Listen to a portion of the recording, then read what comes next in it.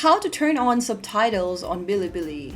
Hello everyone, welcome back to Wake&Tech. In this video, we are going to be learning how to turn on subtitles on bilibili.tv. First of all, launch open a web browser and type in bilibili.tv in the URL box and search. Make sure that you're logged into your account, and once you're logged in, go ahead and select the video you want to watch. Click it open from the list, or you can also search for it using the search bar at the top or choosing from the categories on the left. After you start playing open a video, go ahead and mouse over towards the screen to bring up this playback settings. Now select this CC option and then choose your preferred language from the list.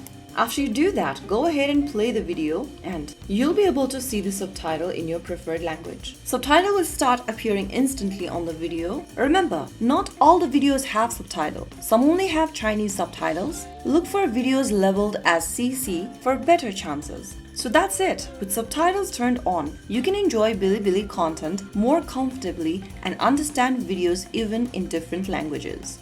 If you found the video helpful, don't forget to like, share and subscribe to our channel. I will be back again in the next video. Thank you for watching.